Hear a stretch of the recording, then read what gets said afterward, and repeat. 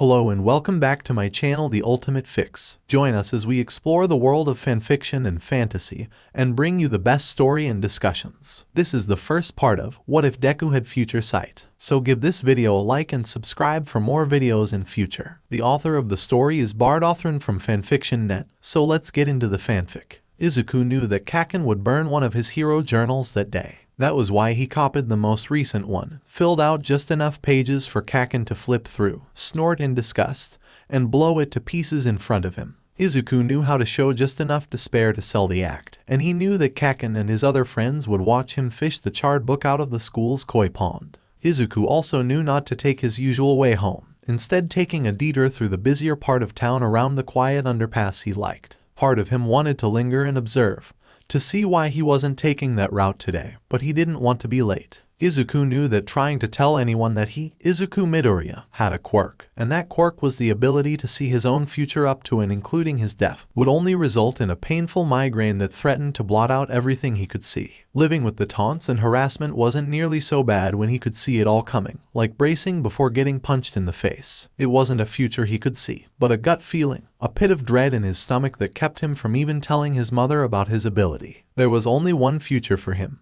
and it hadn't changed since he first saw it the morning after he was diagnosed quirkless, though he had tried to fight it when he was younger. Izuku knew that, at 4:05 p.m., shortly after class that Friday, a villain with a slime quirk would ambush Kaken in an alleyway near his favorite arcade. Izuku knew that he would arrive just in time to shove Kaken aside. Izuku knew that he would be smothered to death as the villain stole his body. He knew that the morning before walking to school that day would be the last time he told his mother he loved her. He knew he would never live to be a hero, but at least he could die a hero. And after that point, Izuku only saw darkness. So, when Izuku was seconds away from his self-appointed death, vision blurring, brain screaming from lack of oxygen, the acrid taste of the villain burning his mouth, ribs groaning under the internal pressure of the villain shoving itself inside of him, he was surprised when a precise, well-placed punch to the gut made him spew up gallons of slime villain. Izuku took sweet, delicious gulps of air and looked up hazily at his savior. All Might, tall, gleaming, in the flesh, perfectly silhouetted by the setting sun, the symbol of peace himself, All Might. Tears ran down Izuku's cheeks at the sight of him. "Are you all right, young man?" his hero asked. Izuku tried to speak, but all that came out of his mouth was a rasping wheeze. All Might's smile faltered a touch, a movement so imperceptible that only years of observing the man's every public movement gave Izuku the ability to see it. "Don't worry, take deep breaths. You're safe now." All Might waved over paramedics in white uniforms. "These fine people will take care of you." As the paramedics helped him onto a stretcher, Izuku reached out, grazing the fabric on All Might's arm. He tried calling his name, but he could only cough. "What is it, young man?" All Might's eyes went to the charred, soggy book poking out from his bag. "Oh, of course. I have a pen on me somewhere." The ink ran a little bit on the damp page, but Izuku didn't care. He had All Might's signature. Distracted as he was, Izuku missed his chance to ask his hero how he changed the future as the doors of the ambulance slammed shut. An oxygen mask was strapped over Izuku's face. As his heart rate ebbed and his breathing slowed, he felt a new future creep into his consciousness, filling the void he had sensed earlier. He saw a kindly doctor run X-rays and MRIs, scanning his lungs and intestinal tract for signs of internal bleeding, verifying that his ribs weren't broken,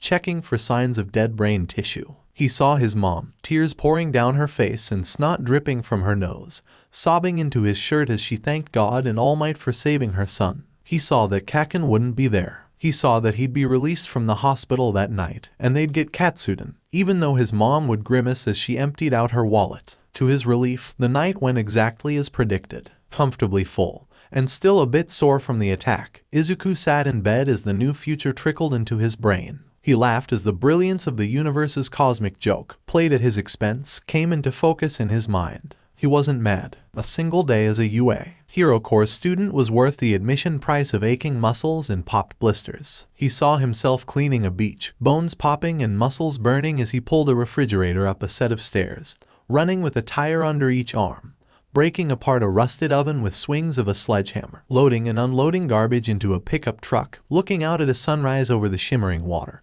gorgeous white sand exposed out from under the mountain of trash, newfound muscles stretching as the wind caressed them. By the end of that summer, he had calloused hands, a clean beach, and killer six-pack abs. He knew what those muscles were for. He had applied to UA. thinking at the time he'd never live to see the front doors, that his pre-death application was the closest he could hope to becoming a hero. Seeing them was just as impressive the second time. The written test eclipsed anything he had ever seen in middle school, but he knew how to answer for a passing score. He never thought he would get to hear 𝗵𝗃 in person. Despite knowing every detail of the entrance exam, he drank in every word of the pro hero's explanation, blissfully unfiltered by the limitations of audio equipment. He knew he would ordinarily never stand a chance against other heroes to be in a free-for-all against killer robots, but his quirk showed him the improbable path forward. He ordered pruning shears, a delicate piece of cutting equipment just long and thin enough to slip past the robot's outer armor. He made a makeshift riot shield from an old Lexan guard on the beach, just heavy enough to block the robot's rubber bullets. When the entrants gathered outside Battle Center B,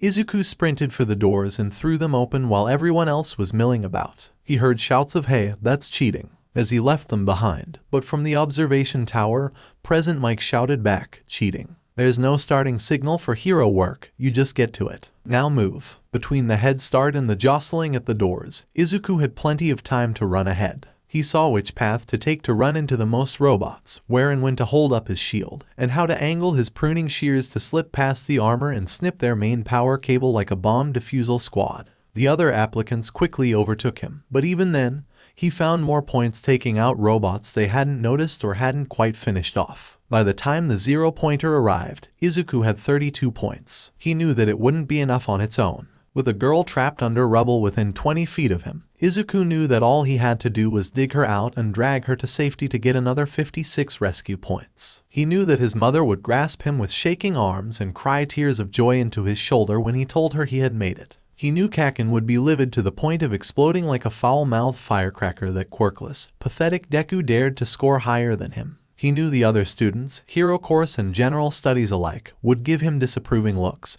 whisper about how he cheated, and even continue the same harassment he had endured in middle school, albeit constrained by the teacher's vigilance and low tolerance for bullying.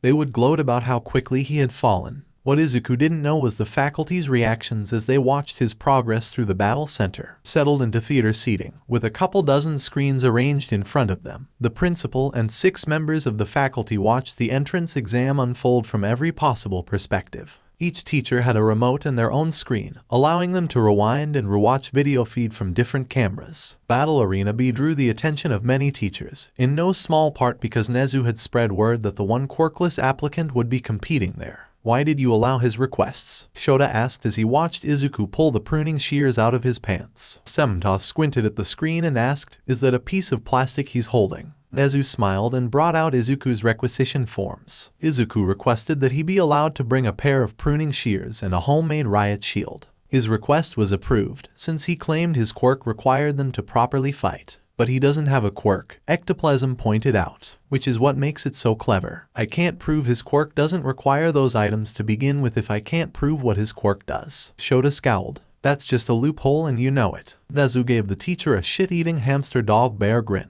"I suppose it is. Then why?" "I was curious." 𝗀𝗏 waited, but Nezu said nothing else. "That's it." He asked for the exact 2 items I would have asked for, being in his shoes and knowing exactly what the test would be. "Of course I'm curious." "What does that mean?" "I have a feeling we're about to find out." They watched as Izuku bolted for the doors and raced towards the nearest robot. Izuku held the plastic guard in front of him, deflecting the rubber bullets upward. The pruning shears darted forward, sliding through a chink in the 2-pointer's armor and snipping a single wire. As Izuku's point tally hit the double digits, 𝗀𝗏 leaned forward, entranced by the skill, or lack thereof, on display. The boy's toned body suggested arduous exercise, and his movements allowed him to dodge every attack. But there was a lack of grace to his steps, an imbalance, struggling to keep his footing during one lunge, nearly falling over when he made a sharp turn.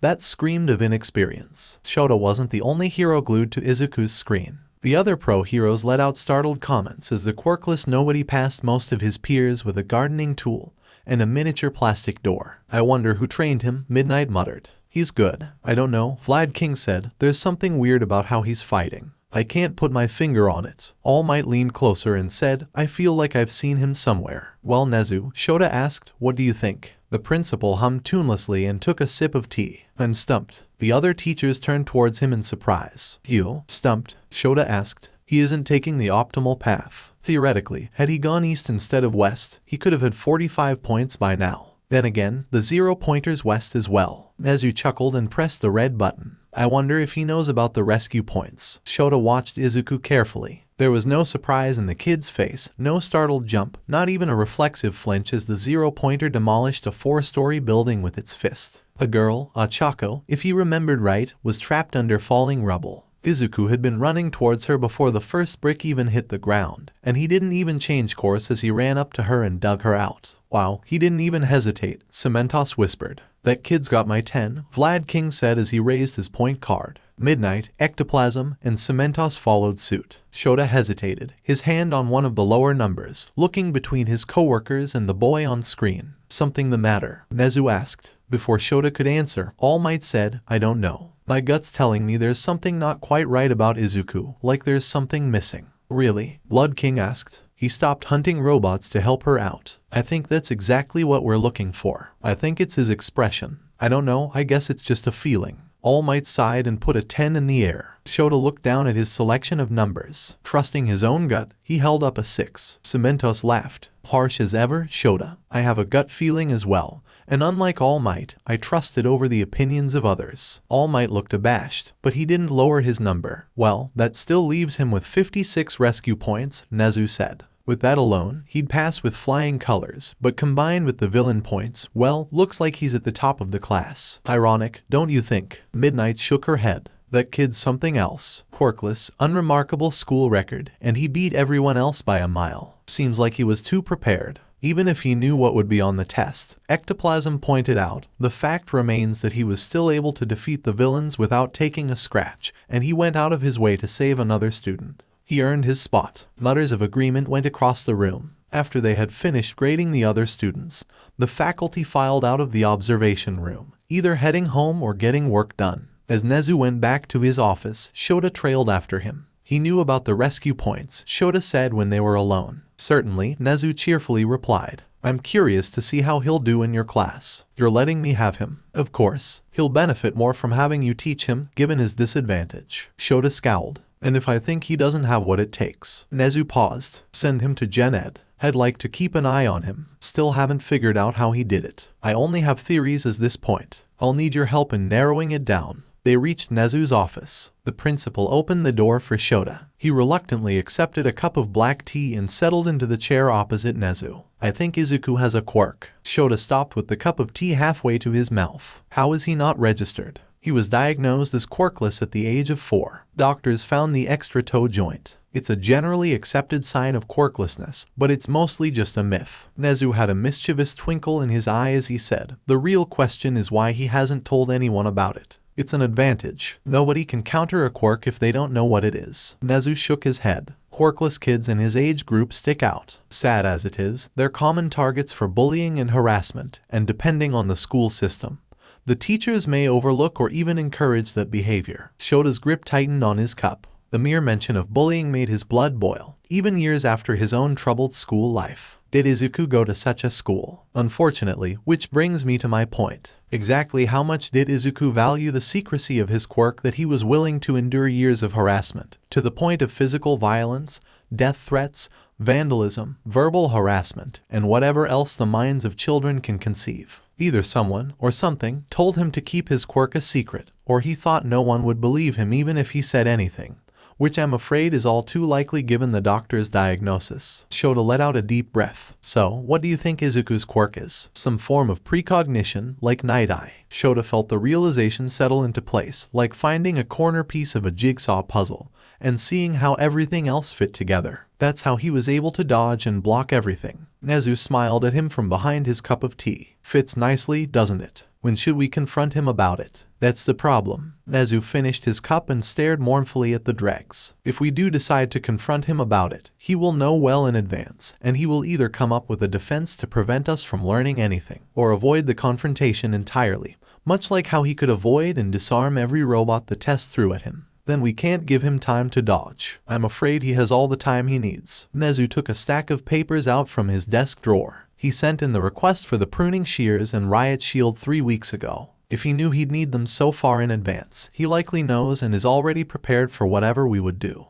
Going off when he bought the shears, we can extend his range of precognition to 5 weeks. I have a feeling it may be even longer than that. ᴘᴘ felt his hackles rise. 5 weeks. Night-Eye doesn't go farther than a couple days. He can, but the visions lose clarity. Whether or not Izuku's purely hypothetical quirk has the same limitation remains to be seen. The emphasis on the hypothetical nature of Izuku's quirk reigned in ᴘᴘ's excitement. We still need to prove he has the quirk. Correct? All we have is guesswork. I've thought of several other explanations for how Izuku could have performed so well. The precognitive quirk is just the simplest. Then what should we do? Erase his quirk and see what happens. ᴘᴘ considered the plan as he drank some tea. It had bite to it, but compared to his favored quadruple espresso, it may as well be warm milk. Won't he see that coming as well? Probably, but it's as good a first step as any. As long as we don't directly confront him, I don't think he'll slip away. ᴘᴘ raised an eyebrow. You think he could escape your surveillance system? If his precognition is as powerful as I think it might be, probably. He threaded the needle perfectly on the entrance exam and achieved the highest possible score. In all probability, with his quirk, he could predict his way out of any net I could weave. You think he's dangerous? Nezu beamed at him. All our students are dangerous, Mr. Aizawa. It's our job to make sure they don't endanger innocent lives. He glanced at his watch and said, I have some reports to send out. Have a good night. ᴘᴘ set his empty cup on the table and drew his capture scarf around his face. Keep a spot in Gen Ed open. I'm expelling one during orientation.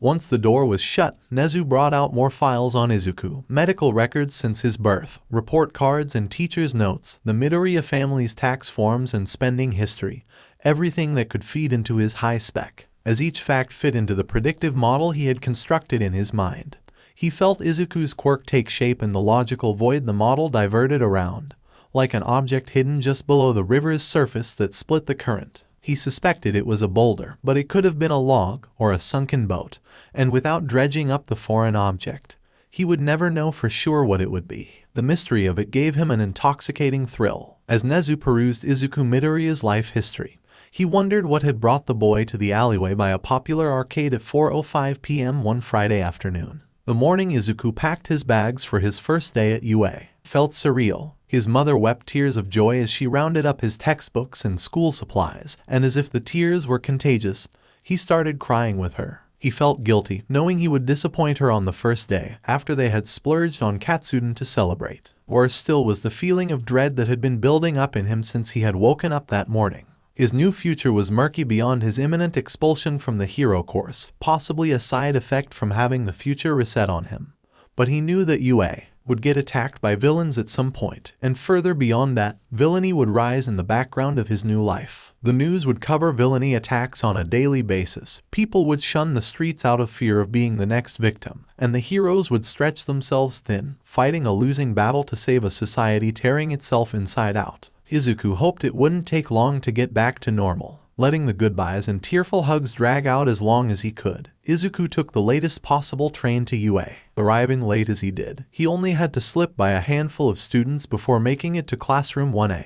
Anyone that saw him was too busy making sure they weren't late to their own classes to bother him. The timing of his arrival couldn't have been better. Kaken and the guy with glasses that had called him out on mumbling to himself during Present Mike's explanation were in an argument over the merits of their respective middle schools. Uraraka made a beeline straight for Izuku, introduced herself, thanked him profusely for helping her during the exam and congratulating him on passing, which drew the attention of the entire class. Some students smiled at him, some studied him impassively, but most had sour frowns that promised hostility. Kaken was halfway out of his seat when their homeroom teacher cleared his throat. Everyone stared in shock at the bedraggled man in the yellow sleeping bag as he scooted his way over to the teacher's podium, stood up, and unzipped the sleeping bag like a moth emerging from its chrysalis. Even having the benefit of knowing the teacher's face ahead of time, and knowing he had to be a pro-hero, Izuku's search through his hero journals and online forums had come up with nothing on him. That narrowed it down to the underground heroes, which had proven difficult to research given their tendency to avoid the spotlight.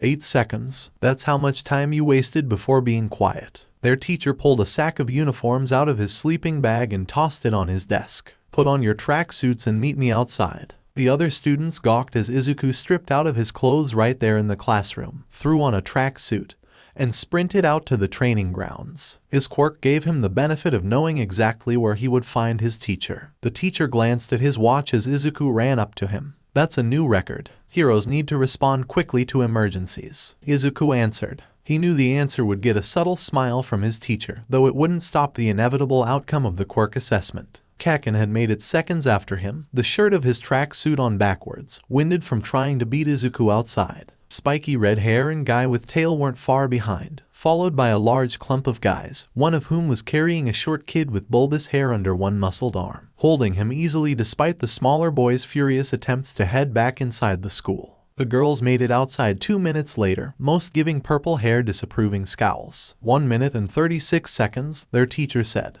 That's the time of the first student to arrive. 5 minutes and 35 seconds. That's how long it took all of you to arrive. One of the girls stepped forward. You expect us to get changed in front of that creep? She asked, pointing at the shorter student. The teacher gave the offending kid a stern frown, but he said to the class, 48 seconds. That's the average time it takes for a mugger to assault their target and make their escape. Depending on their quirk and the surrounding environment, you might not even have half that time. The girl with Jack sticking out of her earlobes stepped forward. She couldn't quite meet the teacher's eyes. Still, asking us to change in front of the boys. I'm not asking you to go that far. From now on, I expect you all to get changed in your respective locker rooms. With another glare at the bulbous hair boy, he added, I will not tolerate any form of sexual harassment in my classroom.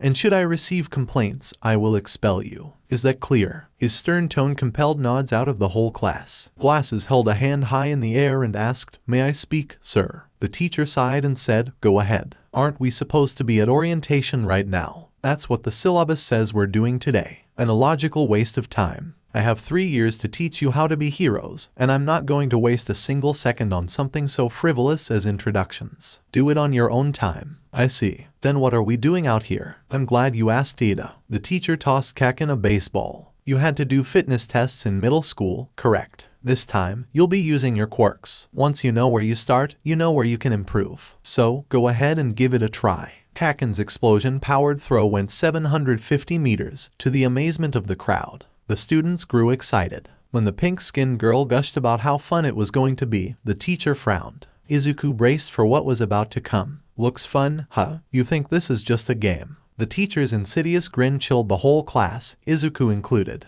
How about this? Whoever comes in last place across all 8 tests will be expelled. At first, the class stared at their teacher in shock. Gradually, heads turned towards Izuku. A few people grinned to themselves, no doubt imagining the same result Izuku already knew was coming. Expelled on the first day. A kid with yellow hair asked, Isn't that a bit much? This is UA. The teachers here are given free rein to teach how they see fit. The way I see it, it's better to have you expelled than killed by some 2-bit villain. He gestured at the nearby track and said, We'll start with sprints. Get moving. Izuku's work over the summer had paid off, for in each event, he had set a new personal record. Despite the progress, months of pushing himself couldn't compete against the years of rigorous training the other students had. He came dead last on the sprints and hovered in the bottom 5 for everything else, while everyone had at least one test they excelled in. From using acid to slide across the 50 meters dash to asking a bird to carry the baseball. Even students without beneficial quirks, such as the invisible girl, outclassed Izuku with pure physical conditioning.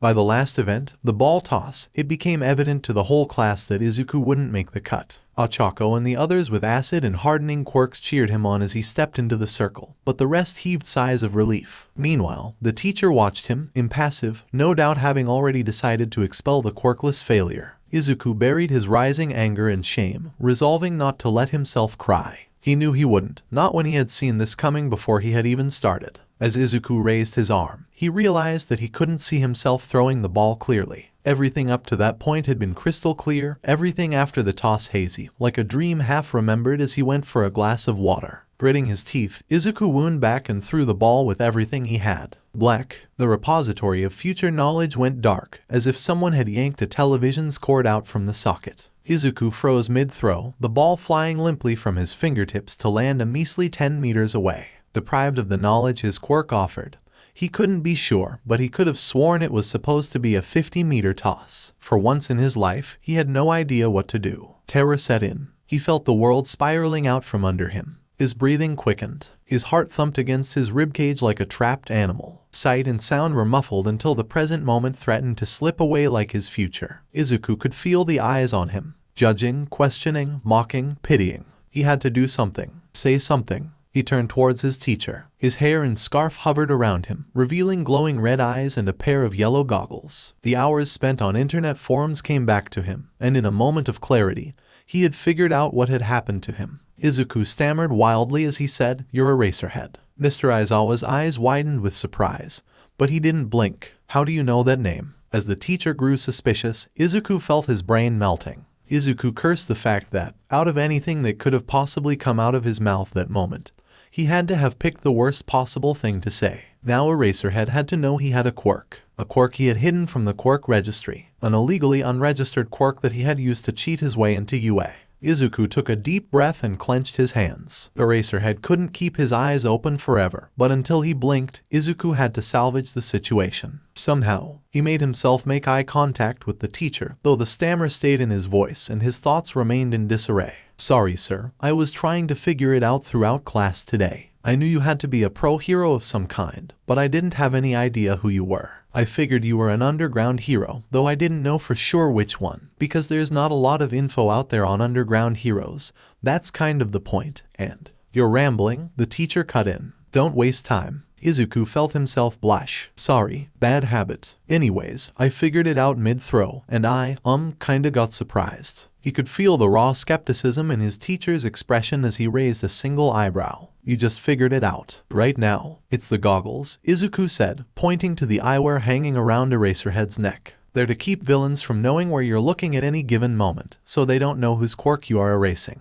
Izuku wondered if it was wise to mention Mr. Aizawa's quirk, whether or not it would make him look more suspicious if he mentioned what that quirk is, or hope that his teacher will think he didn't realize Eraserhead has a quirk erasing gaze. Since it's what the hero's most well known for, Izuku decided to include it. The teacher held his gaze for what felt like an eternity. Izuku felt himself wavering before the teacher's cold, calculating expression. "I see," Mr. Aizawa said. He closed his eyes. Izuku felt the future come rushing back in, like a river that broke its dam, and nearly wept with relief. Mr. Aizawa tossed him another baseball. Startled, Izuku fumbled the catch. "Since I would like an accurate baseline of your physical capabilities," Eraserhead said, "and I would like to think you can throw a ball more than 10 meters, you may try again. Don't waste any more time." There were a few snickers from the crowd as Izuku wound up another pitch. This time, Izuku got the 50 meters he had previously predicted, a personal best, but still at the bottom of the class. As the class gathered around Mr. Aizawa, expectantly waiting for the test results, Izuku braced himself for his impending expulsion. His vision of the future rushed forward, giving him vertigo as he tried to make sense of the information overload.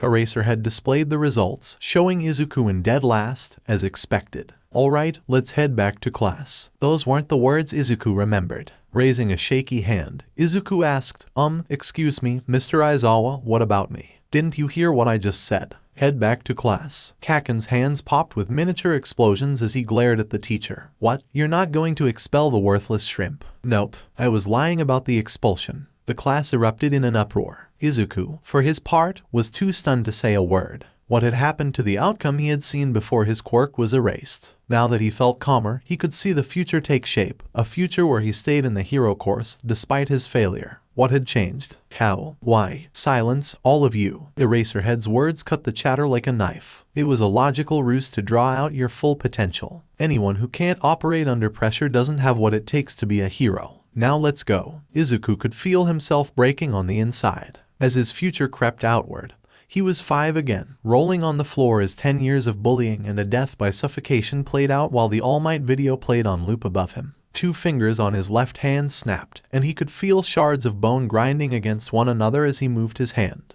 Izuku choked on his scream. Desperate to break away from the crowd before the pain got worse, he took the out his quirk showed him. I need to use the restroom. Is that okay?" Eraserhead studied him carefully, with an emotion on his face that Izuku couldn't read. "Make it quick. We have work to do." "Yes, sir." Izuku sprinted to the nearest restroom, locked the stall, and collapsed onto the toilet seat. Sobs broke out of him, and tears ran down his face as the future spread outward. A dull echo of the pain from breaking fingers lingered in his left hand, and his right itched from a burn. As his future crept outward, exhaustion deadened his muscles, making him too weak to move. Each day of his new future weakened him, until he felt a bone-deep exhaustion that made him want to close his eyes. The panic he had held back with everything he had came rushing in full force, a feeling of helplessness and confusion from having his entire future ripped out from under him like a tablecloth. He couldn't imagine how people could live like that, not knowing what their every action would entail, how to speak, how to act, where to walk,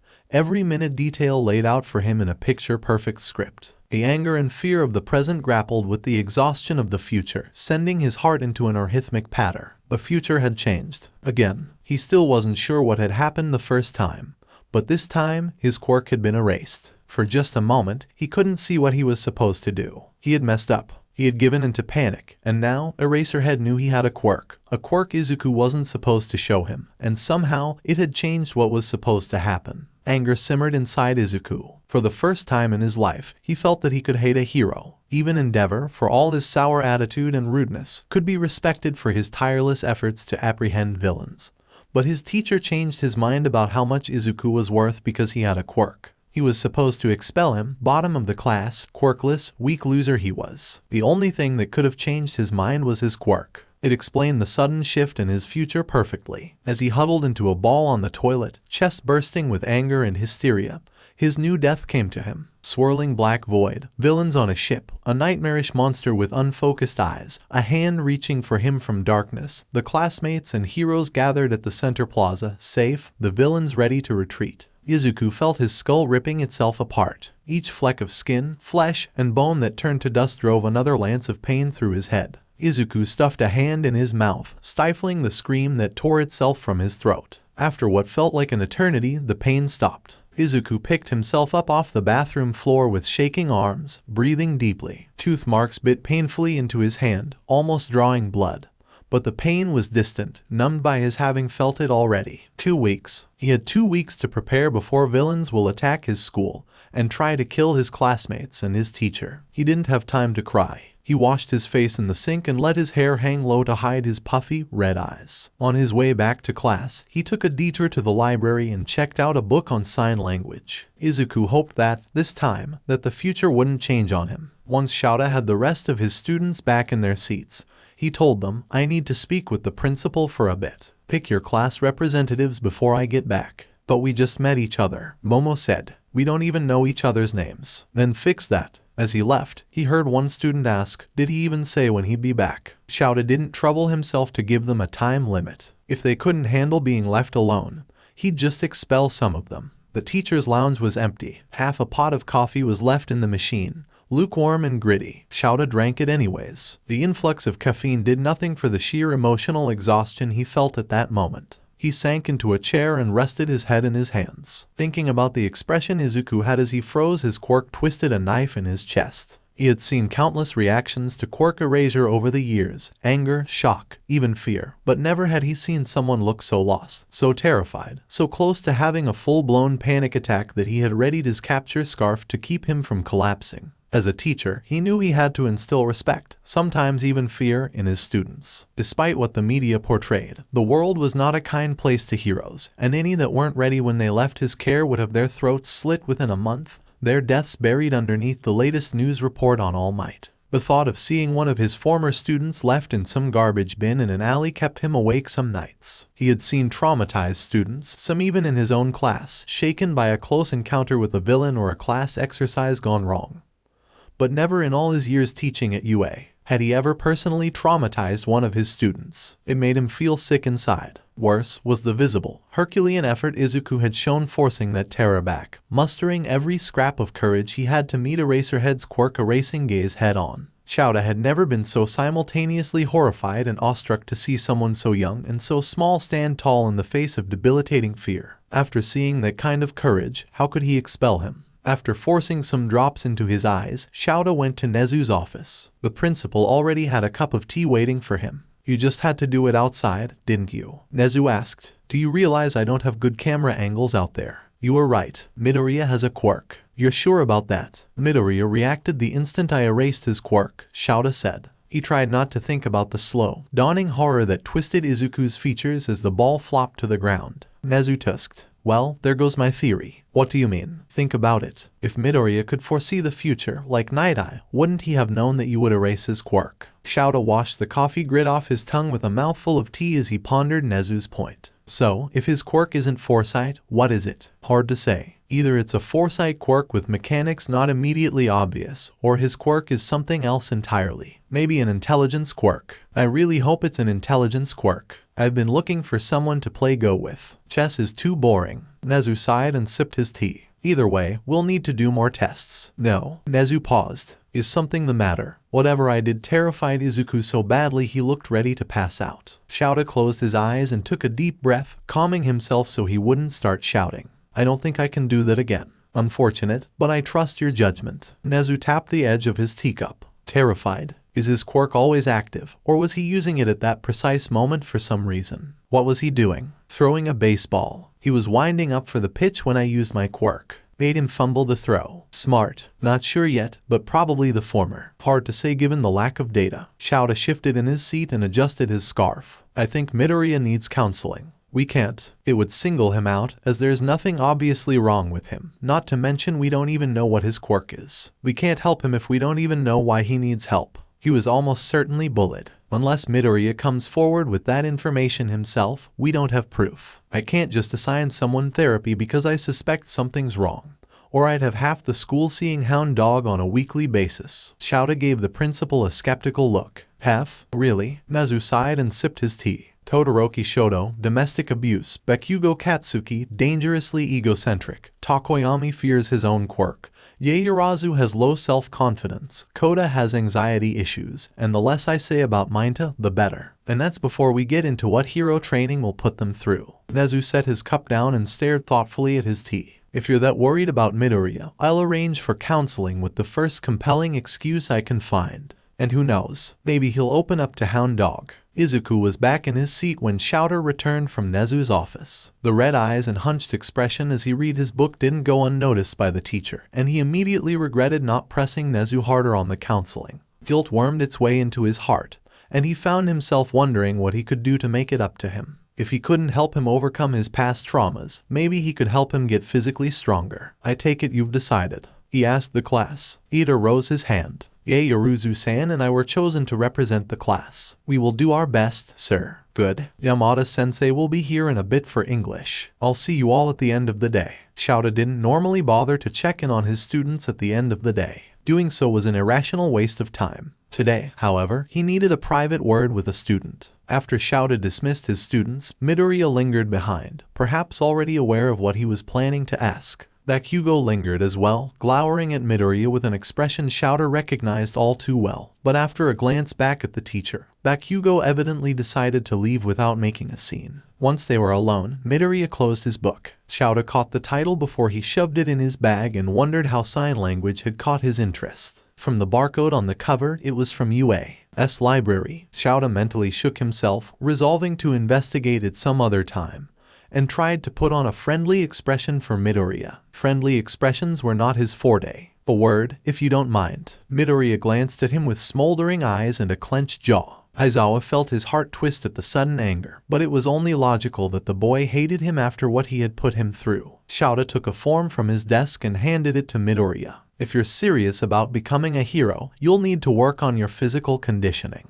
I'm willing to coach you after school hours. You'll need parent approval, and thank you, Aizawa-sensei. His words were blunt and cold, betraying controlled anger beneath them. I'll have my mom sign it tonight. Nodding, 𝗬𝗏 said, we'll start tomorrow, then. Meet me at Gym Gamma after class. Bring whatever weapons you're comfortable using. As Izuku left his classroom with his backpack clutched in his arms, an old habit to keep him from being grabbed by its straps, 𝗬𝗏 wondered if he could ever earn the boy's forgiveness. A.N. woke up the morning after posting the first chapter to the sound of my phone exploding from all the site notifications. Not going to lie, seeing this story get this many favorites, follows, and reviews in such a short period of time is one hell of a motivator. Thanks to everyone for the show of approval. I'll do my best to deliver on your expectations. This chapter made me have a long internal debate with myself about using Japanese naming conventions and titles. I had originally intended to do away with it entirely, and just use the plain old English conventions I'm comfortable with. That was before I wrote Ida's first name and internally cringed. Calling him Tenya feels so wrong somehow. Izuku is perfectly fine. Mr. Aizawa made me mildly uncomfortable, but Tenya, nope, that's where I draw the line. He is and always will be Ida-san or Ida-kun. As for reviews, I won't respond to each and every single one, but I will reply to some of the bigger reviews and authors' notes like this. To my English is broken. The first chapter was a little shorter than the usual chapter length I'd used for my last story. Last time around, I had resolved to make no chapter no shorter than 4,000 words in length, and I had fulfilled that promise to the letter. In doing that, I had learned that it was a stupid idea. Often, I found myself shoving extra words into a chapter for the sole purpose of meeting that arbitrary goal. Sometimes, it actually led me to create fun and entirely new scenes, but more often, it just felt like I was padding the chapter. This time, I decided to let the chapters decide how long they want to be, and that first chapter felt just right the way it was. This chapter is exactly 3,995 words in length, a smidge longer than the first, and I'm not adding the extra 5 words to make it meet my old standard. As to All Might being a jerk and giving Izuku an autograph after saving his life, such was not the impression I wished to leave, and I'm not entirely sure how that passage is doing it. I may tweak it depending on how this story goes, but for now, it'll remain unchanged. My muse is very much with me for now, and I can promise the next chapter within a week. After that, I can only hope it'll stick around. Thanks for reading, and see you all next chapter. Izuku stared at the green cloth in his hands. It wasn't supposed to matter what hero costume he chose. He was supposed to get expelled on the first day and spend his miserable student life in general studies. But there he was, holding the hero costume he had designed when he was 6, getting ready to fight against real hero students. It looked and felt like the childish fantasy it was, impractical and gaudy, arrogant, even given how much inspiration it drew from All Might's aesthetic. Just thinking about wearing it, the goofy plastic grin on the face mask, the oversized gloves, and worst of all, those green flaps of plastic sticking up like All Might's hair made him want to rip it to pieces. Despite all that, even though he already knew what would replace that outfit, it felt right to indulge in his childhood fantasy for the upcoming fight. Once everyone had their costumes on, they went to Ground Beta. The grounds had been built in imitation of Musutafu's streets, complete with multi-story business complexes, cars parked in the streets, and working power lines crisscrossing the infrastructure. From a vantage point inside Ground Beta, the class could see the target building from multiple camera angles along with the giant window overlooking the miniature city. The building for their training exercise towered over its neighbors, offering multiple points of entry on the lower floors, which had more spacious layouts and forced students to fight in narrow corridors higher up. Elevator shafts, stairwells, emergency stairways, power lines, even the rugged concrete facade itself all offered different avenues of reaching the target. Anyone defending the bomb would have to decide between covering entry points at the risk of letting someone sneak past them or hunkering down by the bomb and losing the advantage of holding a perimeter. Drawing lots from a coffee mug with the barcode still on the bottom, the students sorted themselves into pairs. Kota looked less than thrilled standing next to Izuku. "I'd hate to be the group going up against Bakugo and Todoroki," Kaminari said, shivering as 𝗏's 2 powerhouses held up strips of paper with J's at the end. "This seems quite arbitrary," Ida pointed out. "Are you sure this is the best way to assess our abilities?" Izuku said, "Heroes often have to work with whichever hero that happens to be on the scene with them. Making it random like this tests our adaptability and ability to coordinate with others." All Might looked relieved that Izuku had made the counterpoint. "Why, yes, exactly, young Midoriya, well said." He cleared his throat. "Now, let's get the matches started. First up, we'll have Team C as the villains. Your job will be to guard the bomb hidden in the target building. You win by either holding out for 15 minutes or capturing both heroes with this capture tape." Izuku offered his partner a reassuring smile. Kota looked ready to shrink into his shoes as they walked forward. His classmates commented on how unlucky they were, and he even caught a stray whisper of someone hoping to go up against them. And the heroes, who are tasked with either incapacitating the villain team or securing the bomb before time runs out, will be Team J. Kaken smiled like Christmas had come early. Todoroki was staring at them as though they were a pile of laundry. Kota quivered and hid behind Izuku's back. Hushed whispers made a tumultuous background noise as All Might struggled to calm them down. "Come on, that's hardly fair," Uraraka said. All Might looked shaken by the one-sided matchup. "Well, maybe we should." "Should what?" Kaken roared. "Go easy on the quirkless Deku. If he wants to be a hero so fucking badly, then he needs to be ready to have his ass handed to him." "Watch your language," Ada said. "That's disrespectful to your classmate." Like I give a shit. Kaken's right, Izuku said, staring at his friend. If I want to be a hero, I can't go easy on myself. People will be counting on me, and if I'm not strong enough to save them, what good am I? All Might looked back and forth between the two teams. Are you really sure about this? There's no shame in fighting someone closer to your skill level. 괘ᴬ looked ready to beg for a new matchup. For his own part, Izuku felt sick to his stomach. Knowing what was about to happen, he couldn't help but want to curl up on the floor, beg All Might to put him in general studies, and go back to being the school's punching bag. But he couldn't. He was supposed to protect his classmates. Izuku smiled and said, I'm sure. Well, if you say so. All Might handed them 2 rolls of capture tape and wireless earbuds. You have 15 minutes to prepare before the heroes arrive. The timer on the bomb will start counting down once you enter the building. After that, the heroes have 15 minutes to reach the bomb before time runs out. 괘ᴬ fidgeted in silence as they took the elevator to the top floor. The bomb was at the far end of a wide open room, empty save for a few concrete pillars supporting the roof, and a pile of cardboard boxes in one corner. Izuku went to the circuit breaker next to the elevator and turned it off. Your quirk allows you to control animals, right? Are there any around? 괘ᴬ shook his head. After some hesitation, he made gestures and sign language indicating he was mute. Izuku signed back that he was still learning, but he could understand him. A brief flash of happiness crossed Ǩoda's features, but it vanished when the reality of their situation came back to him. What about insects? Izuku asked with hand signals. Can you control them? Ǩoda cringed, shaking his head and hiding his face. Izuku put a reassuring hand on his shoulder and spoke softly to him. Hey, everything's going to be okay. We can do this. We can win, but I'm going to need your help. Ǩoda stared at him in disbelief, tears welling in the corners of his eyes. With shaking hands, he signed, Are you sure? Absolutely. I know Bakugo. He's going to run ahead and come straight for me. I can take him out, but I need to know which way he'll take. Can you find that out through some insects? There's bound to be a few around here. After some hesitation, Ǩoda signed that he was too terrified of bugs to talk to them. Izuku knelt next to him and signed back that it was okay to be afraid, that he would be right there and make sure everything was all right. Looking into Izuku's calm, smiling face, Ǩoda swallowed and went whispering for flies. Within minutes, he had a small swarm gathered in one corner of the room. Izuku helped him relay instructions, scattering flies across the floors and sending some outside to watch the perimeter. A few others served as runners, relaying messages back to Ǩoda. The few mosquitoes he had found were on standby, hovering a safe distance away from them. All the while, Izuku kept a hand on his shoulder, telling him that they weren't going to hurt them. Everything was okay.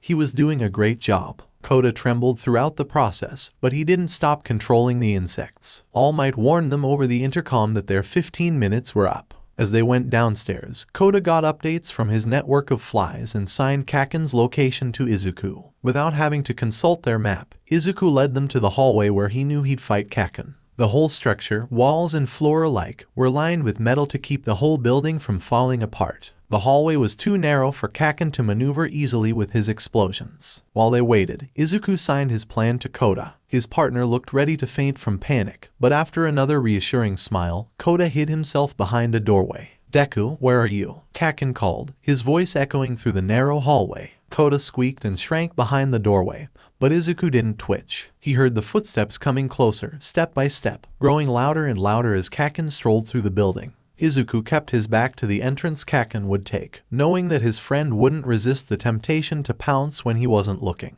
Izuku waited, hands limp at his sides, envisioning the moment Kaken will attack him. Die! Explosions from both palms boomed through the hallway, and the shockwave of them slapped against Izuku's back. As Kaken rocketed towards him, right arm cocked back for a punch, a manic grin on his face, Izuku waited, counting his heartbeats. 1, 2, 3. Izuku pivoted his right foot back and turned. Entrenched in his vision of the future as Izuku was, it felt as though his limbs moved of their own accord. He swung his left fist in a massive roundhouse, meeting Kaken's eyes for the brief instant before it connected. It felt like he was punching a truck. The shock from the impact numbed his whole arm as it was thrown back. Blood gushed out, spattering the floor and walls with red flecks and drenching Izuku's hand. Izuku felt spikes of pain from 2 of his fingers as Kaken's nose crumpled under the impact. Kaken's own fist, sparking with nitroglycerine explosions, clipped Izuku's ear, singing the fabric around his head. While Kaken's head flew back, the rest of his body flew forward, flipping him over as he fell. The back of his head hit the ground with a gut-wrenching thunk. Groaning, Kaken tried to stand.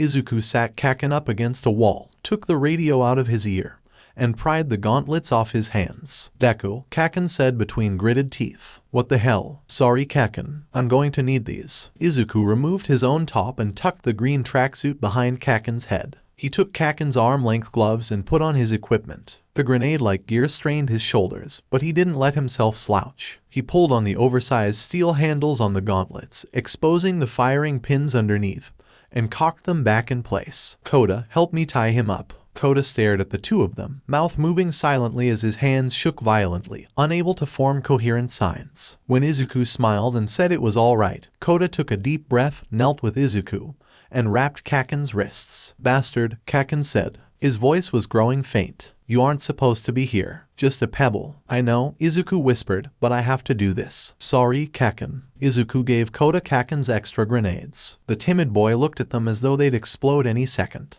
"We shouldn't need those," Izuku sighed, "but we shouldn't leave Kaken with them." Into his radio, he asked All Might, "Can you send someone to get Bakugo-kun? I don't think he should stay here for the rest of the test." "The medical bots are on their way," All Might said back to them. "Continue with the test. You haven't told Todoroki-san what happened, right?" "I haven't," All Might confirmed. "That would interfere with the test." They left Kaken sitting up against a wall, too weak and delirious to chase after them. The walk downstairs was silent, with Koda occasionally signing to Izuku that Todoroki was still waiting outside. When they made it to the ground level, Izuku and Koda took positions on either side of the door. Izuku signed his plan. Though Koda initially looked frightened, he looked at the gauntlets Izuku wore and nodded resolutely. Careful not to lean out too far, Izuku threw open the door. He waved at Todoroki and motioned for him to come inside. As Todoroki approached the door, Koda signed that he was coming and whispered to the mosquito he had found. Just before Todoroki made it inside, the mosquito bit him on the cheek. Todoroki swatted at the insect. At that moment of distraction, Izuku leapt out from behind the doorway. Todoroki's eyes widened as Izuku's fist headed towards his left side. Fire involuntarily sprang up, darting at Izuku. He let Kaken's flame-resistant gloves take the heat and scored a clean hit on Todoroki's chest. Reeling back, Todoroki slid across a sheet of ice and raised a giant wall in front of him.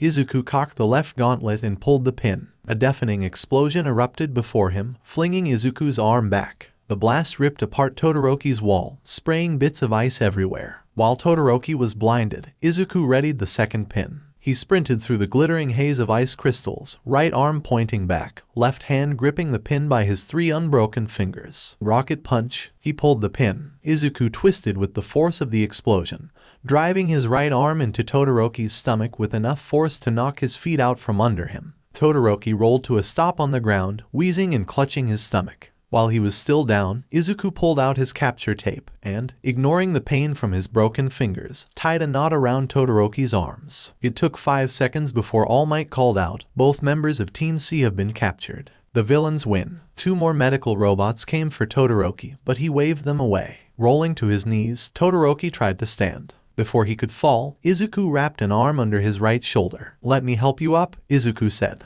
"Are you feeling okay?" "I'll be fine," Todoroki said with a rasping voice. "Just winded." Izuku made some clumsy signs with his right hand. Koda ran out from his hiding place inside the building and took Todoroki's other shoulder. The robots followed along as they walked back to the observation deck. "So, you can use fire too?" Izuku asked. Todoroki's face hardened. "That was an accident. It won't happen again." "Is that why you have that scar?" Izuku winced. "Sorry, forget I asked." Izuku knew it wasn't the moment to have the conversation Todoroki needed, not with Koda on the other shoulder, and the other students watching them from the observation deck. Gritting his teeth against the throbbing pain from his broken fingers and the burns on both hands, Izuku prepared himself to greet his classmates with a smile. 𝗔𝗵𝗵 didn't like the look in Midoriya's eyes as the green-haired youth calmly stared down Bakugo, who had the feral grin of a maniacal serial killer, and agreed to fight him. On paper, the quirkless student that had placed at bottom of their class in yesterday's assessment paired with Koda, whose quirk needed animals that were absent from the training ground, was a guaranteed loss against the 2 most powerful quirks in the class. But thinking back to the fact that Midoriya had nearly set a record on the entrance exam and watching how he stared down his opponents without so much as a nervous twitch made 𝗵𝗃 wonder if the quirkless kid had a plan to turn the tables on them. "Dude, this is going to be brutal," Kaminari whispered. "Do you think they'll be okay?" "All Might Sensei won't let it go too far," Shoji pointed out. "But it still doesn't feel right." "Well, he asked for it," Gyro said. He'll only have himself to blame when he gets blown to pieces, or turned into a popsicle, Sato added. Well, I think he can do it. Their pink-skinned classmate waved her arms at the camera. You can do it, Midoriya-kun. Show them what you got. Uraraka's face reddened as she added her own cheer. Yeah, go Midoriya-san. Minato glowered at the girls from his seat. No fair, he grumbled. He has his own cheerleading squad. Once the villains made it to the top floor, Midoriya started talking to Koda. The cameras caught their conversation, for all the good it did when they started speaking in sign language. Wait, are they using hand signals? Kirishima asked. That's so cool. Looks like sign language. Actually, Yaoyorozu chimed in. It's actually a really smart idea. By using sign language, they can communicate without letting the enemy know or giving away their position. I wish I knew what they were talking about, Kiro. I too wish I had learned sign language. I admire their diligence. Learning such a useful skill before coming to school shows excellent foresight.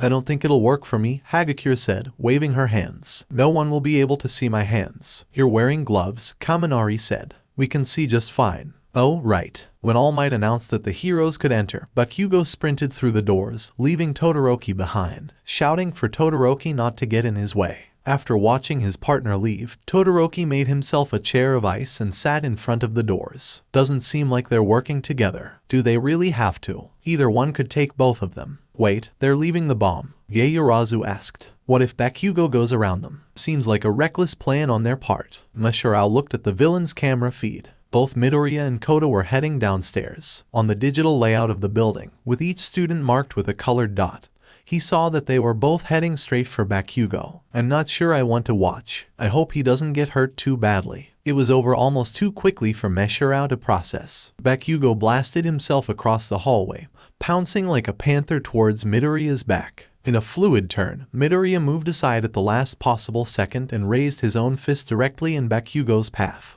The sharp, meaty smack that came over the speakers, followed by the metallic thud of 𝗏𝘃𝗏's head hitting the floor, silenced the whole crowd. Mashirao felt his stomach heave, watching blood gush from 𝗏𝘃𝗏's broken nose. An unspoken question hung in the air, a collective wondering if the rest of the combat training will entail blood and broken bones, conveyed in slackened jaws, nervous sideways glances, and apprehensive stares at All Might. Once Midoriya helped 𝗏𝘃𝗏 into a sitting position, the silence broke like a dam. Midoriya, that was so manly. I think I'm going to be sick. Dude, was that 𝗏𝘃𝗏's nose we heard? So flashy. I'm a bit jealous. How did he punch so hard? What a mad banquet of darkness. I'm actually kind of scared of Midoriya now, Zero said. Wait, Kaminari said. 𝗏𝘃𝗏's the one that blasted himself across a hallway shouting die. And you're scared of the quirkless kid? Well, yeah. He wasn't the one that had his nose broken with one punch. Okay, that's fair. Midoriya's punch bothered Ojiro. If Izuku's crooked fingers were any indication,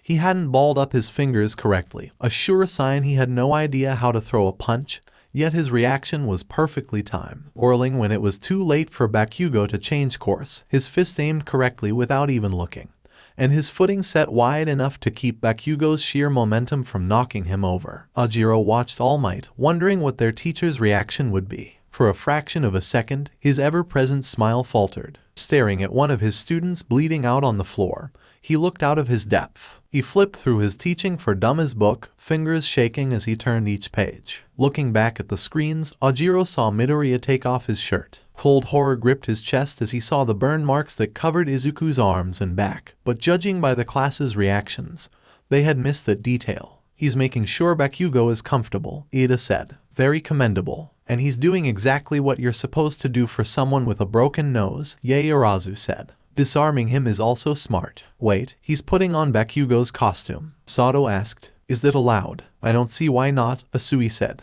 But does he even know how to use them? Midoriya, checking the pins on 𝗏𝘃𝗏's gauntlets, quickly answered that question. Ojiro could tell that Midoriya and 𝗏𝘃𝗏 spoke to each other, but they were both speaking too quietly for the cameras to pick up. Midoriya's voice over the radio snapped All Might out of his shock. Galvanized to action, All Might had the medical robots take a hidden service elevator to get 𝗏𝘃𝗏 while Midoriya and Koda headed downstairs. Do you think he's going to beat Todoroki too? Shoji asked. No way, Minato said. He just got lucky with 𝗏𝘃𝗏. It doesn't look like Todoroki realizes what happened to 𝗏𝘃𝗏, Yaoyorozu said. Maybe they could ambush him, but it'll be nearly impossible to beat his quirk. Ambush was exactly what Midoriya had in mind, judging from how he and 괘ᴬ set themselves up around the front doors. Todoroki was still sitting on his throne of ice, watching the building with an impassive expression and checking the time, while the villains exchanged a last set of hand signals. With a gauntleted hand, Midoriya opened the front doors and waved at Todoroki, motioning him to come inside.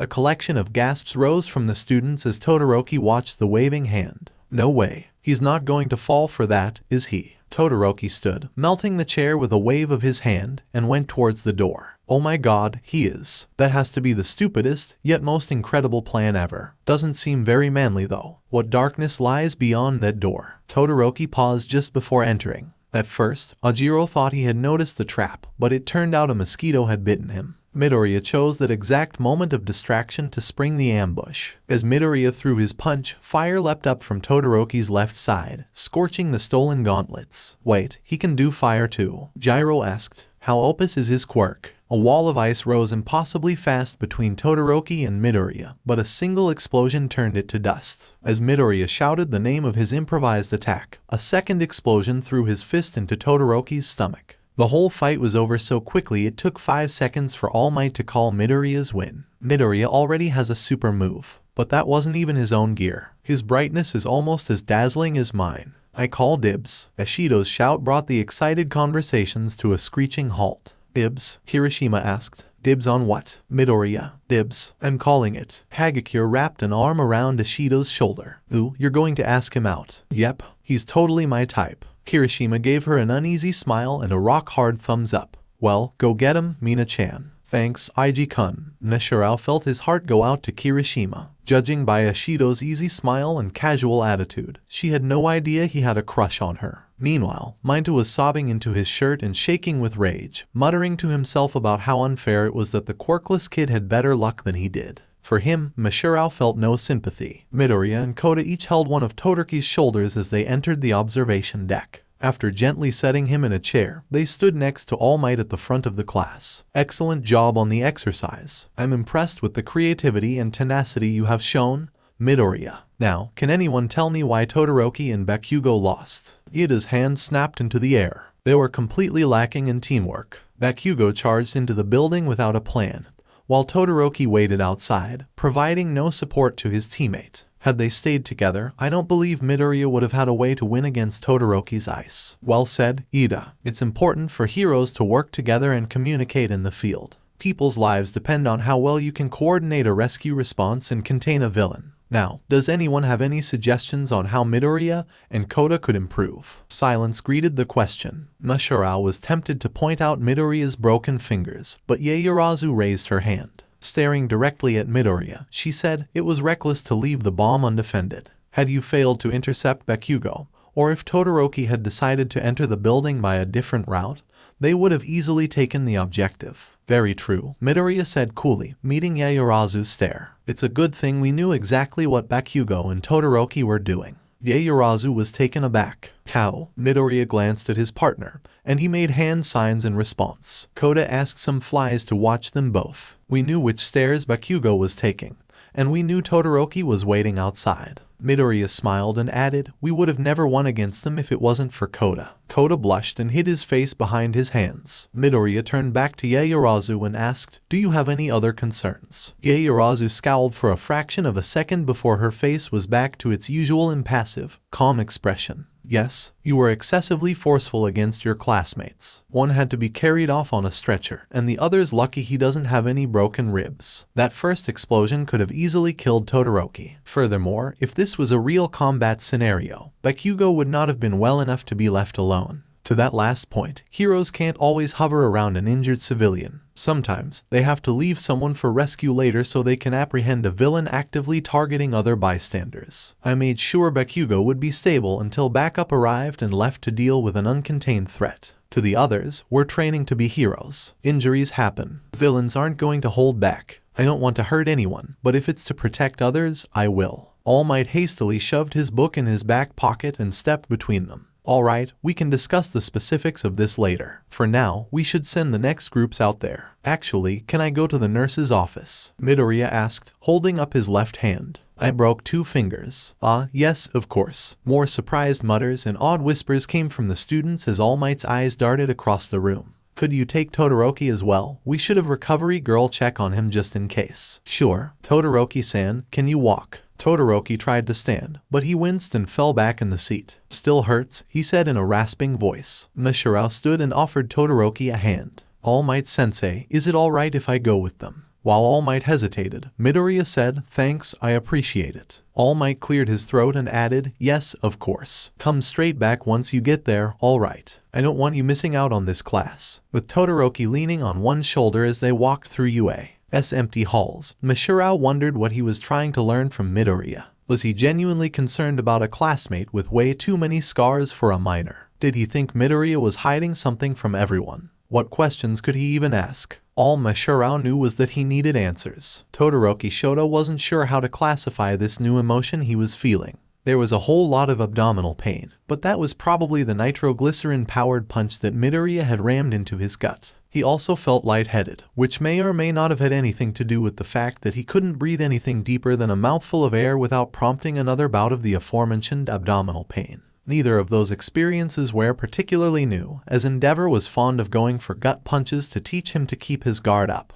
Gut punches tended to leave fewer broken bones, and the bruises were easier to hide. The new feelings were more of a confused knot of anger, shame, and giddiness, as though a kitten had taken the neatly wound yarn balls of emotion lying in the dust-coated hamper in the forgotten corner of his mind and batted them across his head, leaving everything tangled together. Bearing that metaphor in mind, Shoto decided to spend the slow, arduous walk to Recovery Girl's office trying to untangle his emotions. The shame was simple enough. Shame he lost to the quirkless kid. Shame all it took was a pair of gloves and the wave of a hand to lure him right into a trap. Shame he let something so petty as a mosquito bite distract him at the worst possible moment, though now he thought about it, that had to be Koda's doing. Shame he used 𝗫𝗏's fire, even though he had sworn not to. And there was the anger again. Not at Midoriya, not at Bakugo either, no, at himself. The training exercise hadn't particularly mattered to him, so it didn't make sense for him to be angry he had lost, except for this nagging sense that he wasn't supposed to lose, not to someone so weak.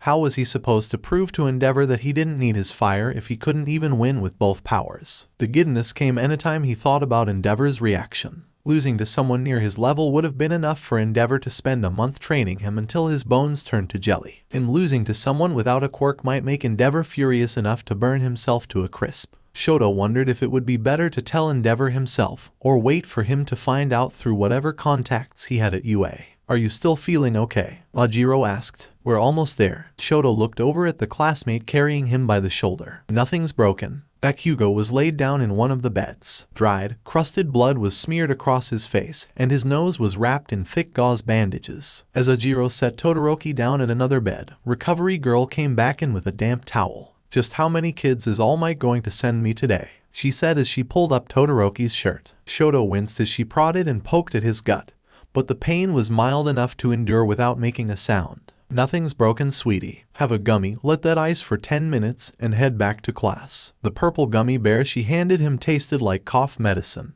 It left his chest with a tingling, energized sensation as it hit his stomach. Ajiro offered him an ice pack, but Shoto made his own ice. Recovery Girl examined Midoriya next. Gloves off, please. Ajiro had to help Midoriya with the right glove. As the skin-tight black fabric slid off, revealing a patchwork quilt of scars, Shoto felt his eyes widen. He followed the scars up Midoriya's shoulder, over to his back, and wondered how he hadn't noticed earlier. Thin lines, jagged scratches, and burn marks, so many burn marks, some the size of a thumbprint, some bigger than his hand, none quite as vivid and pronounced as Shoto's own scar, but eye-catching through their sheer quantity. The skin from his knuckles to his elbow was an angry shade of red, with the faint beginning of a blister forming on the back of his hand. Recovery Girl's eyes roamed across the scars before snapping back to the burn. Second degree, I think. I have some cream and painkillers for that. No point in wasting my quirk. It'll blister a bit. Just leave it alone and it'll be fine. Bakugo's gloves must have helped. 𝗫𝗏's flames usually burn to the bone. Midoriya managed the other glove himself, though not without visible discomfort as he gently pried the glove off his hand. 2 crooked fingers didn't quite bend with the rest of his hand. Recovery Girl tisked and puckered her lips. Midoriya's fingers twitched and straightened as the bones in them mended back together. 2 students with broken bones in 10 minutes. That has to be a record. I really ought to have a word with him. It was my fault, 𝗵𝗃 said. Sorry about that. Learn from your mistakes. There's only so many times I can speed up your healing before you're too exhausted to move. I will, thanks. 𝗵𝗃 set a hand on Bakugo's bed.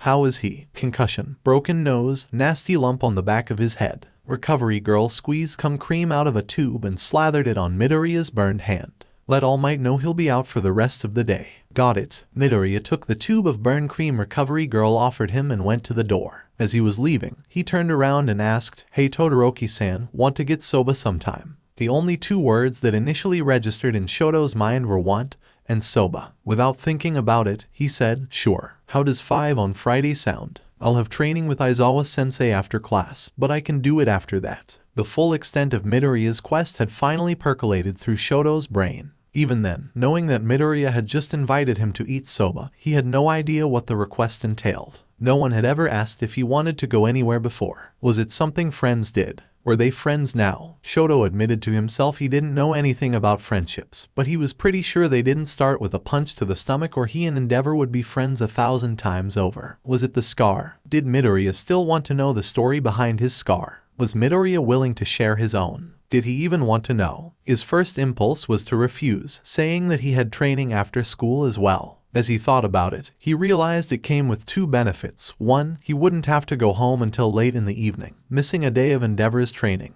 And two, soba. His eyes wandered back to 𝗵𝗃's arms, then to 𝗵𝗃's face. 𝗵𝗃 showed no sign of emotion. No anger, no happiness, no worry. It had been that way before and during the fight as well. 2 broken fingers, and not a trace of a grimace the entire time. It felt like he was looking in a mirror. Sure, I can do that. Great. I'll get you my phone number later. Watching 𝗵𝗃 leave, Shoto had given up on understanding his emotions. For now, he decided to sit back, let the ice numb his bruised stomach, and wonder if the soba would be chilled. With just the two of them in the hallways, Mashirao knew it was now or never, but he still didn't know what to ask. Going straight for the scars felt far too blunt, and odds were 𝗵𝗃 would refuse to answer him. Given the fact 𝗵𝗃 was quirkless, Mashirao had the uneasy feeling he had some idea of why he had gotten them anyways, which left his other question. As they approached ground beta, Mashirao took a deep breath, as if he were crouching into a forward stance. How did you know when to turn around? 𝗵𝗃 stopped. Mashirao continued a few steps before reeling himself back. With a neutral expression that betrayed no hint of discomfort or confusion,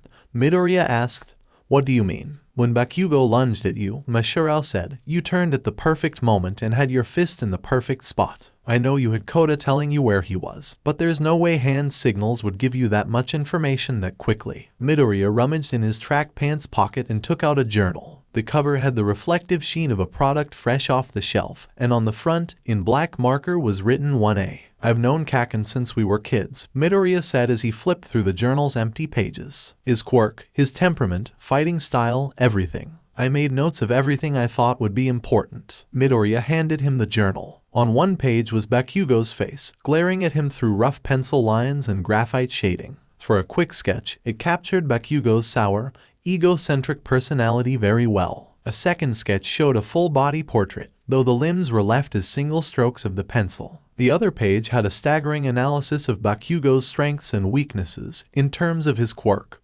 overall physical conditioning, and state of mind, so much crammed into tiny text that it made Mashirao's eyes hurt looking at it. Your drawing's very good. It's just a rough sketch. I was waiting for our hero costumes before putting the finishing touches. Mashirao flipped to the next page. It was empty. As he was about to hand it back, curiosity got the better of him. The journal was labeled 1A, and Bakugo's entry was about 30 pages in. He flipped to the beginning and found Aoyama's roughly drawn face staring smugly back at him, with sparkles drawn in to capture his vanity. His notes were no less detailed, though a quick read showed it was more speculation than hard facts. Despite that, 𝗵𝗃 had already noted Aoyama's inability to change the output of his quirk and speculated on using mirrors and lenses as support items. They're in alphabetical order, 𝗵𝗃 said. Mashirao, startled, closed the book and held it towards him. Sorry, I shouldn't have looked. No, it's fine. It'd be nice to see what someone else thinks of my analysis. Somewhat perturbed, Mashirao flipped until he found his own name.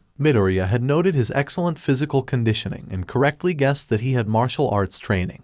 Reading further, 𝗵𝗃 found the flaws in his fighting style, a lack of ranged options, and the inability to combat more impressive strength augmentation quirks, along with suggestions of support items to correct both issues. You think I should use a 𝗃𝗧? Excellent way to incapacitate fleeing villains, Midoriya said. Non-lethal and low risk of injury. Can be used to tie up villains, and in a pinch, it could serve as a close-range weapon. Makes use of your excellent physical conditioning and impressive throwing ability. With practice, your tail could throw them, surprising opponents that are focused on your arms. And the tonfa or eskrima sticks. For opponents with blades, you won't be able to dodge easily in crowds and close quarters, so having a way to block is important. A sturdy enough weapon can let you crack hardening quirks like Kirishima's, and these are less likely to kill as well. You've done this for the entire class. How did you get this much? Yesterday's test gave me a lot to work with. I'll add more as I see more of what everyone can do. 𝗵𝗃 counted the empty pages, with as much detail as Midoriya could cram into a single page. He likely had enough space to last the entire year. Out of curiosity, 𝗵𝗃 flipped forward, looking through the M's. Midoriya had a section of his own. His sketch was much more detailed, both the profile and full body, with colors penciled in. Midoriya's eyes stared out from behind a plastic visor, and his hair was left loose. The full body shot showed a different hero costume, a form-fitting tracksuit with muted green colors, fingerless gloves, a black belt with pouches, and padded shoes. Midoriya was no less thorough on his self-analysis, citing his quirklessness and highlighting his inferior physical conditioning, while stating his ability to analyze quirks and his research into hero work, along with the likelihood of being underestimated by his opponents, as his chief advantages. Towards the bottom, Midoriya had made a list of self-improvements he wished to make, improving his stamina, getting a ranged weapon, and learning martial arts. You even analyzed yourself? 𝗵𝗃 asked. It's important to know where you start and what you can work on. Midoriya gave him a sad smile. I have a long way to go compared to everyone else. You beat Todoroki and Bakugo. I'd say you don't have much to worry about. A stunt like that only works once. If I want to stay in the hero course, I need to learn how to fight. With a wry smile, Midoriya added, without breaking fingers, preferably. Well, you could always ask one of the teachers, or you could try finding a dojo off campus. Come to think of it, didn't you say you'd be training with Aizawa-sensei that day? Actually, I was wondering if you'd be willing to show me some beginner moves. Eraserhead specializes in Wing Chun, for more defensive fighting if cornered, which I intend to learn. But I'd like to try Jiu-Jitsu. Why? I'm just another student. I doubt that green belt is just for show, Midoriya said, pointing at the belt over 𝗵𝗃's gi. It's fine if you don't want to. I just thought it would be a good way to get to know a classmate better. And get more notes for your journal, 𝗵𝗃 added in a defensive tone. I'd be willing to show you what I write down. It's only fair. If I come up with anything else I think would help you, I'd be happy to share it as well. 𝗵𝗃 still felt uncomfortable around Midoriya. Between his unexpressive face and affable demeanor, he couldn't tell what was going on in Midoriya's head. And judging by all the scars and his lack of a reaction to breaking fingers, he had to have been through some serious abuse. At the same time, he couldn't deny that Midoriya had been open and honest with him about his observations and seemed genuine in his wish to spend time together. In the end, the opportunity to observe more of his classmates' behavior, to assess how much of a danger Midoriya posed, swayed his decision. I suppose I could show you some basic stances, 𝗵𝗃 said. Great. How does Saturday at 5 sound? More training with Aizawa. You shouldn't overdo it. It's just basic stances, right? Shouldn't be too taxing. 𝗵𝗃 mulled it over. While exercising too much could hurt Midoriya, he could keep the exercises light for a martial arts beginner. I suppose. Make sure he knows about it. I will. Swap phone numbers after class. Trying to collect the entire class contact information. Midoriya chuckled and said, my journal wouldn't be complete without it. 𝗵𝗃 couldn't tell if he was joking or not. Once Midoriya returned to the classroom, Ashido Mina waved him over to the empty seat next to her, which had once been Kirishima's. Midoriya took the seat and brought out a journal. His eyes were glued to the screen as he made sketches on a page. Curious, Mina leaned over and saw Midoriya drawing the features of Kirishima's hero costume. When Kirishima and Sato clashed, the latter cracking Kirishima's hardened body with a sugar-powered punch, Midoriya made some quick side notes next to the drawing. Wow, you're really good, Mina said, keeping her voice low so All Might wouldn't hear. Thanks, Midoriya muttered back. I've been waiting for the hero costumes to finish my sketches. Mina leaned closer, letting her shoulder rub up against him. That's a lot of detail you're putting on the abs. You wouldn't happen to be into guys, would you? Mina's teasing statement got a couple strangled gasps out of Kaminari and Ida, but Midoriya didn't even flinch at the question. The drawings help me visualize how people use their quirk. More detail means I might see something I'd otherwise miss. Mina mentally cheered. Midoriya is confident, bold, and knows how to handle her banter. If he knew how to party, she'd call him her perfect match. She studied him closely, searching for clues on how to steer the conversation. He kept drawing, but she could see him glance her way every so often. What about me? Have you drawn me yet? Midoriya flipped towards the front of the journal. The sketch was still rough, but Mina stared in fascination at her bubbly, cheerful smile staring back at her. Ooh, I like it. Lowering her voice, she asked in a mock-serious tone, you didn't get a peek in the locker rooms for your sketches, did you? From the way Gyro's jacks twitched and the glare she sent at Midoriya, she had picked up on that question. Mina winced, hoping she didn't just get Midoriya in trouble, but he handled her question with impeccable poise. Who do you think I am, Mayta? I'm working off memory from the quirk test yesterday. Gyro relaxed in her seat, and Mina let out the breath she had been holding. That has to be challenging, though, right? It is, but for the finer details, I'll ask for footage from today's lesson. They let us look at that. Of course. Midoriya gestured at the screens. Currently, Kirishima was stuck in Zero's tape, but Aoyama cut him free with his laser. The school website uploads videos of class activities like these so we can learn from our classmates. Wait, can anyone watch these? Shoji asked. 2 of his tentacles had sprouted ears, and a third held a mouth right next to Midoriya. Anyone with a school ID. Midoriya answered to one of the ears. If the videos go public, the school needs your permission first. All Might, finally noticing the conversation, cleared his throat and said, please hold your comments until the end of the combat exercise. We will discuss it together once they get back. As silence returned to the room, Mina stared sullenly at All Might's back. The conversation had gotten derailed, and now she had lost her chance to find out more about Midoriya's hobbies. Risking one last whisper, she asked, want to hang out sometime? Sure, swap numbers later. All Might turned back around, putting a prompt end to their conversation.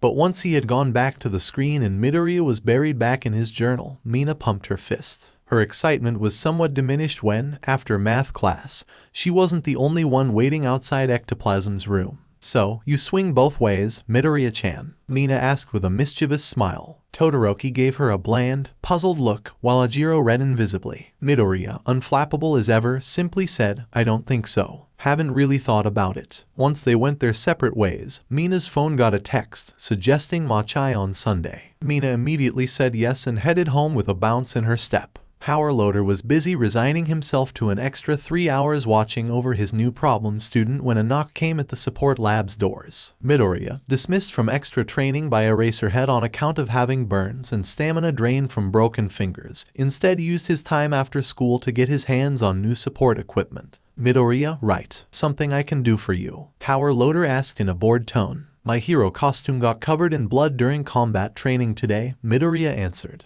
Put in a request. Yours was pretty simple, so we should have something whipped up by tomorrow. Actually, I was hoping to make some adjustments. I have some material specs and color schemes I wanted to implement. I would also appreciate it if I could discuss possible support items with one of your students. Power Loader looked back nervously, where the one student that had refused to leave the premises was feverishly working on her next volatile experiment. Well, most of the students have gone home already, which means at least one is still here. Can I talk to them for a minute? Power Loader weighed his options. While he technically was supposed to let his students help heroes in training design their gear, and only step in to make sure the new equipment wouldn't get students killed in the field, he felt tempted to spare the young, vulnerable-looking Midoriya the danger of approaching his problem student. Splitting the difference, Power Loader said, you could always come back tomorrow, when there are more students around. You might find someone better suited to designing what you need. I'm sure we can work something out. I need new gear as soon as possible. Power Loader sighed and flung open the door. She's in the back. Watch your step around her. The jetpack she was designing today blew up half the lab. He was hoping that offhand comment would be enough to scare off Midoriya, but he didn't seem fazed in the slightest by the prospect of handling anything that could explode at any moment. Instead, he thanked Power Loader and went straight towards the sounds of welding torches and power sanders. Power Loader followed the kid, partly because he had nothing better to do, mostly to make sure he didn't have to file an incident report. As they approached Hatsum's workstation, the canister of compressed, flammable gases she was welding to a metal plate sprung a leak. She dove for cover, killing the heat on the welding torch, but a stray spark ignited the gas. With a deafening bang, the canister blew its top off. A clump of metal shrapnel the size of a fist sailed close enough to the 𝗵𝗄 head to ruffle his hair, yet he didn't even flinch. Instead of welding the tanks onto the plate, you should make holders for the tanks, 𝗵𝗄 said. That way, you can swap them out with fresh canisters. 𝗏𝗵 looked up from her hiding spot under the workbench, her goggles zooming in and out as they focused on 𝗵𝗄's face. 𝗏𝗵, she said as she clambered onto her feet. Maybe later in the development cycle, 𝗏𝗵 said. I wanted a proof of concept first. You're not going to get a proof of concept if it keeps blowing up on you. The student examined the framework of the jetpack, which still had smoke drifting off it. A jetpack's a great idea, adds maneuverability to a hero's kit. There are a lot of heroes that could use something like this. 𝗏𝗵 rushed forward and grabbed the student by the shoulders, all but crushing him with her chest as she brought him face to face. I know, right? Everyone was saying that grapnel hooks were more practical, but how boring is that? Plus, a grapnel hook wouldn't work in open spaces. Exactly. Plus, with a jetpack, a hero can do a flying headbutt. Imagine how awesome that would be. It would be awesome. The student took a journal out of his backpack and got a pencil ready. I need some kind of long-range weapon, and I was wondering if you could help me with that. You want to make babies with me? 𝗏𝗵 asked excitedly. 𝗏𝗟 inwardly groaned, ready to explain to the poor kid 𝗏𝗵's meaning. But the kid answered in a calm voice, I would appreciate it. Ooh, let me guess, attack drones with boxing gloves. Imagine swarming your enemies with hordes of flying punching robots. I was thinking something handheld. A gun that fires a second gun. Imagine the trick shots you could do with that baby. Non-lethal. Rubber bullets. Ooh, that explode into sticky goo, snaring your target. Something that can help me grab things. 𝗏𝗵 frowned. That kind of sounds like a grappling gun. She hummed to herself in frustration before shouting in delight and slamming her hand on the workbench. Give me 1 second. 𝗏𝗵 returned with a 6-foot length of cable, some duct tape, and a wad of grip plastic. After taping everything together, she slapped the cord against the wall, letting the plastic end stick. An experimental tug had it clinging to the wall. Is it safe on people? 𝗵𝗄 asked as he examined the adhesive material. In response, 𝗏𝗵 peeled the prototype off the wall and flung it at 𝗵𝗄, catching him in the face. With some care, the plastic peeled off without leaving a mark. Anyway, we can get it to unstick remotely. 𝗏𝗵 was long gone, scrambling for parts around the workshop.